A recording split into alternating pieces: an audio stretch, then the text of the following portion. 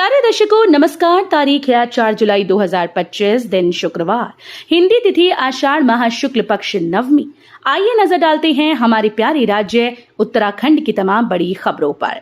Video शुरू करने से पहले कमेंट बॉक्स में जय हिंद लिखकर हमें सपोर्ट करें। तो चलिए शुरू करते हैं। परिसंपत्ति के लंबित मामलों पर योगी के साथ बैठक करेंगे सीएम धामी। इन जिलों में मिली वाटर स्पोर्ट्स। उत्तर प्रदेश और उत्तराखंड के बीच परिसंपत्तियों के बंटवारे को लेकर जो मामले लंबित रह गए हैं, उनके समाधान के लिए मुख्यमंत्री पुष्कर सिंह धामी उत्तर प्रदेश के मुख्यमंत्री योगी आदित्यनाथ के साथ बैठक करेंगे। मुख्यमंत्री ने सचिवालय में दोनों राज्यों के बीच अवशेष परिसंपत्तियों एवं दायित्वों के मामलों की समीक्षा की। मुख्यमंत्री ने अधिकारियों को निर्देश दिए कि जिन मामलों में दोनों राज्यों के बीच पिछली बैठक में सहमति बनी थी, उनमें से जिन मामलों में कार्रवाई गतिमान है, उन्हें लेकर उत्तर प्रदेश के अधिकारियों के साथ बैठक कर उनका जल्द समाधान किया जाए। भूस्खलन से गंगोत्री हाईवे का भटवाड़ी में करीब 10 मीटर हिस्सा धंसा, फंसे यात्रियों को निकाला गया। भूस्खलन से गंगोत्री हाईवे का भटवाड़ी में करीब 10 मीटर हिस्सा धंस गया। हाईवे बार बार बाधित हो रहा है। बीआरओ के द्वारा मार्ग को सुचारू करने का कार्य जारी है। पुलिस फोर्स मौके पर है। हाईवे खुलते ही फंसे यात्रियों को निकाला जा रहा है। सड़क धंसने के कारण कभी भी वो नदी में समा सकती है। मौसम विज्ञान विभाग की ओर से जारी पूर्वानुमान के मुताबिक येलो अलर्ट वाले चारों जिलों के अधिकांश हिस्सों में बारिश के कई दौर देखने को मिल सकते हैं। मौसम विज्ञानी रोहित थपलियाल के मुताबिक अगले 5 दिनों तक बारिश का दौर जारी रहेगा। पंचायत चुनाव। भाजपा ने जिला पंचायत सदस्य के पदों के लिए की प्रत्याशियों की पहली सूची जारी। भाजपा ने त्रिस्तरीय पंचायत चुनाव के तहत जिला पंचायत सदस्य के पदों के लिए समर्थित प्रत्याशियों की पहली सूची जारी कर दी है। प्रदेश अध्यक्ष महेंद्र भट्ट ने कहा कि प्रत्याशियों की सूची के लिए संभावित नामों पर विचार हो चुका है और अब चरणबद्ध ढंग से नाम घोषित किए जा रहे हैं। इस बीच प्रदेश पार्टी कार्यालय में पत्रकारों से बातचीत में भट्ट ने कहा कि 5 जुलाई से पहले पार्टी समर्थित प्रत्याशियों की घोषणा चरणबद्ध तरीके से हो जाएगी। जिला पंचायत ही नहीं, पार्टी ग्राम प्रधान और क्षेत्र पंचायत समिति के चुनाव में पार्टी के कार्यकर्ताओं को चुनाव लड़ाएगी। यूपी के मलिहाबाद महोत्सव में उत्तराखंड के आम बिखरेंगे खुशबू, सीएम योगी करेंगे उद्घाटन। फलों के राजा आम की नगरी के रूप में विख्यात मलिहाबाद में 4 से 6 जुलाई तक आम महोत्सव का आयोजन होने जा रहा है। इसमें उत्तराखंड के आम भी प्रदर्शित होंगे। इसके लिए उत्तराखंड के प्रत्येक जिलों से आम की खेप पहुंच रही है। विशेषकर यूपी के सीएम योगी आदित्यनाथ के गृह जिले पौड़ी के यमकेश्वर ब्लॉक से भी चौसा, दशहरी, बनारसी और नीलम की खेप पहुंच रही है। सीएचओ प्रभाकर सिंह ने बताया कि लखनऊ के अवध शिल्प ग्राम में होने वाले इस आयोजन में सभी प्रदेशों के बेहतरीन आम के अलग अलग स्टॉल लगाए जाएंगे। 3 दिन चलने वाले महोत्सव में सबसे अच्छे आम के स्टॉल को भी पुरस्कार मिलता है। बीकेटीसी अध्यक्ष हेमंत द्विवेदी ने की सीएम धामी से मुलाकात, यात्रा व्यवस्थाओं की दी जानकारी। मुख्यमंत्री पुष्कर सिंह धामी से मुलाकात कर बद्री केदार मंदिर समिति के अध्यक्ष हेमंत द्विवेदी ने यात्रा व्यवस्थाओं व प्रबंधन पर चर्चा की। सीएम आवास में मुलाकात के दौरान बीकेटीसी अध्यक्ष ने मुख्यमंत्री को बद्रीनाथ व केदारनाथ धाम में तीर्थयात्रियों को दी जा रही सुविधा व दर्शन व्यवस्था के बारे में जानकारी दी। कच्ची उम्र में विवाह की प्रवृत्ति पर हाईकोर्ट चिंतित, सरकार को दिए निर्देश। उत्तराखंड हाईकोर्ट ने इस बात पर गहरी चिंता जताई कि बड़ी संख्या में किशोर अवस्था में युवक युवतियां विवाह कर रहे हैं और सुरक्षा के लिए हाईकोर्ट आ रहे हैं। पूर्व में सुनवाई में कोर्ट ने मामले में सचिव बाल कल्याण चंद्रेश यादव को कोर्ट में तलब किया था, जो आज कोर्ट में पेश हुए। कोर्ट ने चंद्रेश कुमार को इस संबंध में लोगों को जागरूक करने व पॉक्सो अधिनियम की गंभीरता समझाने के लिए 2 सप्ताह में योजना बनाकर कोर्ट में प्रस्तुत करने और इन कार्यक्रमों को विभिन्न संबंधित विभागों के माध्यम से संवेदनशील क्षेत्रों में नाटकों, लघु फिल्मों जैसे तरीकों के माध्यम से आयोजित करने के निर्देश दिए। अजब गजब, वन विभाग ने 4,608 रुपए में रोपा एक पौधा। इस रोड पर 1,060 पौधे लगाने में खपा दिया 48.85 लाख का बजट।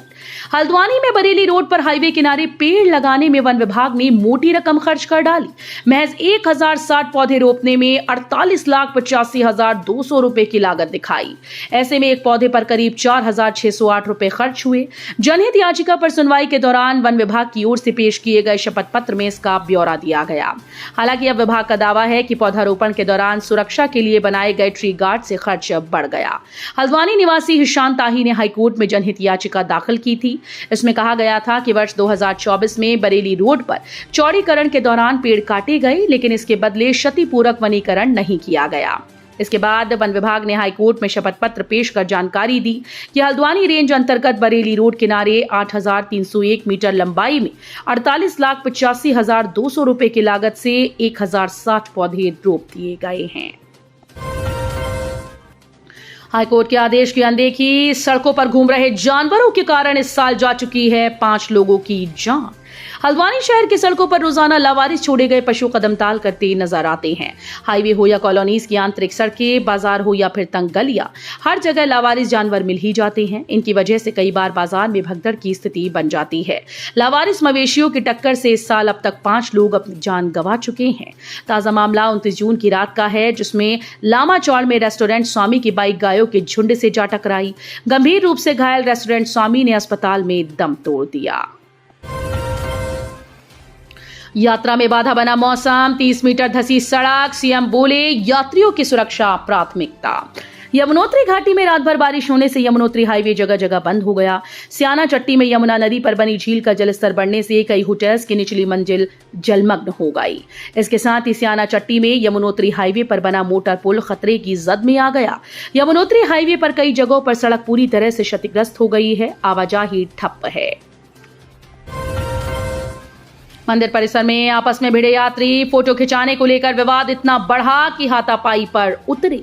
बद्रीनाथ मंदिर परिसर में फोटो खिंचाने को लेकर तीर्थयात्री आपस में भिड़ गए। विवाद इतना बढ़ गया कि यात्री आपस में हाथापाई करने लगे। मंदिर परिसर में तैनात पुलिसकर्मियों ने तुरंत मौके पर पहुंचकर दोनों पक्षों को शांत कराया। बद्रीनाथ थाना प्रभारी नवनीत भंडारी ने बताया कि दोपहर में जब मंदिर बंद था, वहां फोटो खिंचाने को लेकर यात्रियों में विवाद हो गया। दोनों पक्षों को समझा बुझाकर मामले को शांत करा दिया गया। जायका से 60,000 लोगों की बुझाएगी प्यास, 79 करोड़ की पंपिंग योजना बनाएगी जापानी कंपनी। गंगोलीहाट नगर वासियों को पेयजल उपलब्ध कराने के लिए 89 करोड़ रुपए की पंपिंग योजना को धरातल पर उतारने की तैयारी है। रामगंगा नदी से योजना का निर्माण कार्य शुरू किया जाएगा। इसकी जिम्मेदारी जापान की जायका कंपनी को मिली है। विभाग की ओर से सर्वे कर डीपीआर तैयार की गई। इस योजना के बनने से 8,000 से अधिक की आबादी को भरपूर पानी मिलेगा। वर्तमान में शालीखेत गधेरे से बनी पंपिंग योजना से नगर में जलापूर्ति हो रही है। गर्मी के सीजन में जलस्तर कम होने से नगर के लोग पेयजल संकट से जूझते हैं। विकासनगर के पास नदी का जलस्तर बढ़ने से फंसे 11 मजदूर, एसडीआरएफ ने किया रेस्क्यू। विकासनगर डाकपत्थर के बाड़वाला साधना केंद्र आश्रम के पास यमुना नदी का जलस्तर बढ़ने से 11 मजदूर यहां फंस गए, जिन्हें एसडीआरएफ की टीम ने रेस्क्यू कर सुरक्षित निकाला। एसडीआरएफ की डाकपत्थर टीम को सूचना मिली कि बाड़वाला साधना केंद्र आश्रम के पास नदी में कुछ मजदूर फंसे हैं।